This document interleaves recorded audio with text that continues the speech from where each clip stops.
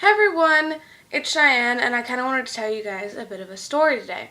Now, this is something that happened recently, and I found rather interesting, and it pertains as to why the video is late today.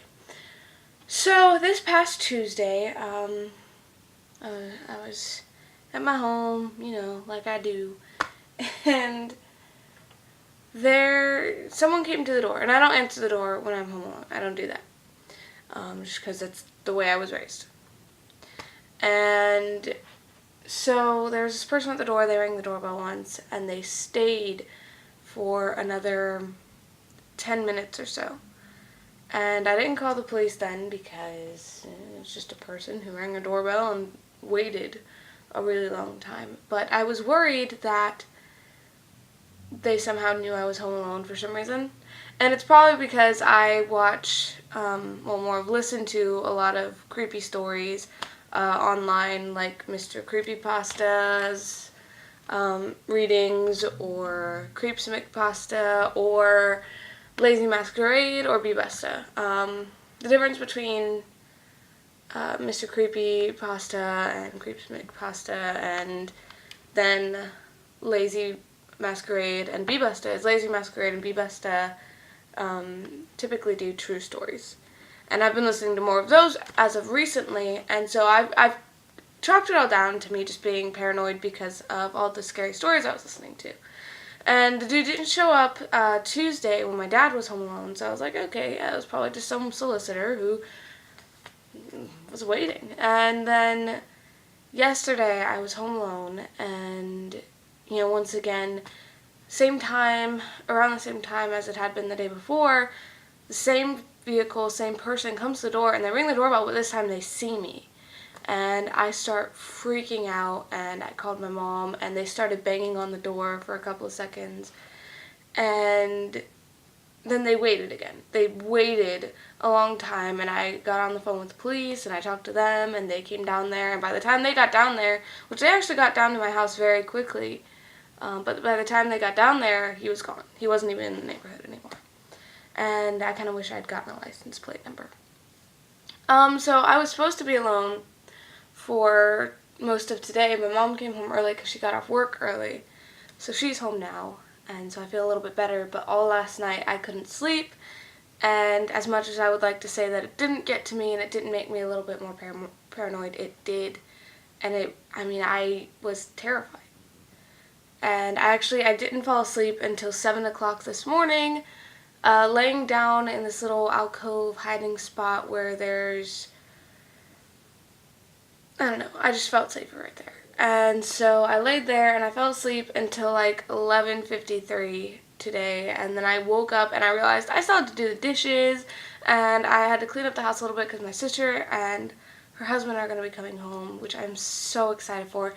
And that will make me feel safer, because even if this person is, somehow knowing that I'm home alone on these days, with my sister and my brother-in-law here, things will be a lot better, because my brother-in-law can be scary. Like, he's a sweetheart, but he can be scary if he wanted to be, and my sister is actually a lot stronger than she looks. And I'm a lot stronger than I look, but I don't like fighting. I've never been in a fight. I don't think my sister's ever been in a fight either, though. At least, I don't know. We all go through our own types of fights and such, but it's completely besides the point. But the police said that they were going to put out more patrol cars for a little while, and that there wasn't much that they could do because I didn't get a license plate number, and all he really did was ring the doorbell and so on and so forth. But I'm sure things will get better in a while. It's just like nothing like that had ever happened to me before. And it seems kind of weird that if someone was soliciting, they would come more than once, and they would come on days that only I'm home. And so I think that's what really got to me. So yeah. But I'm gonna be alright.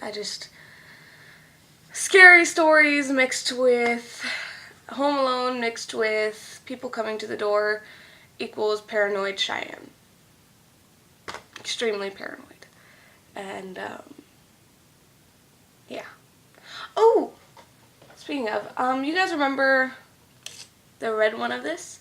Well, I found more of my kind of reddish clay, and I had green clay, and I decided I wanted to make another flower, and so I took the other one and I mixed it with the other red clay that I had, and I made a flower with some green clay as well.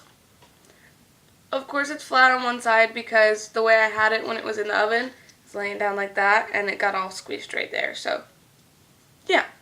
But I mean, that just gives it a spot to lay down with. I kind of wish I had figured out a way to not do that, but the top of it was so heavy when it wasn't oven baked that it wouldn't hold it up if I had put it up like this, which I don't think, I mean, anyone would even think that that would hold that up if it were all soft clay.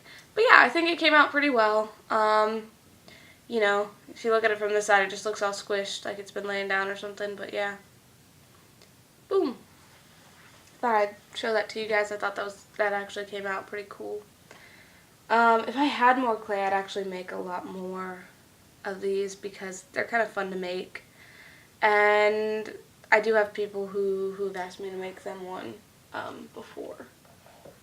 But I don't have the necessary stuff for it. Like, I don't have a lot of clay, and a lot of it is too dry to use.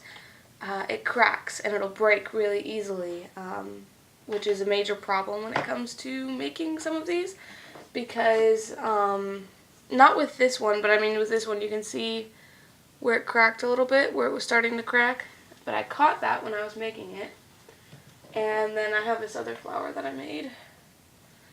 This one's a little bit different. And then the inside. And then this one has cracks too, but you see it's not that bad. But I mean, if you look on the bottom, you can see where the petals were kind of breaking off, and so on and so forth. And then I made, because I wanted to put something inside it, I couldn't think of anything else, so I made a little person. Little person. And yes, it's a blonde-haired girl because my hair was blonde at the time, and so the first thing that came to my mind was a blonde-haired girl. Don't judge me. Don't do that. Don't you dare. But like this one, it's not as dry as some of the other clay that I have, but some of the petals have broken off before, and this one's about to break off again. Simply because it's dry enough that it cracks and breaks very easily, especially when it's thin, like the petals on this are. So it kind of makes it hard to work with, and then so I have to work through finding the good clay that I have left, and I don't have a lot left, and so on and so forth. And I don't have the money to pay for more, so yeah. So I thought I'd let you guys know what's going on, let you guys know why I stayed up all night and why this is late, and you know, just let you guys know that I'm okay and that I'm gonna be okay. I just had a bit of a scare. So, but hopefully it's over now. And it was probably nothing to worry about in the first place. Anyways, well, I'm gonna go. I hope that you guys are having a good day. If you have any scary-ish stories of your own, or maybe times that you felt a little bit scared, you can put it down below. I'd love to read it. And, other than that, I think that's pretty much it. I love you guys so much. Stay you. Believe in yourselves because you guys are absolutely amazing, and I mean that. Don't forget to dance today. Thank you for watching, and I'll see you later.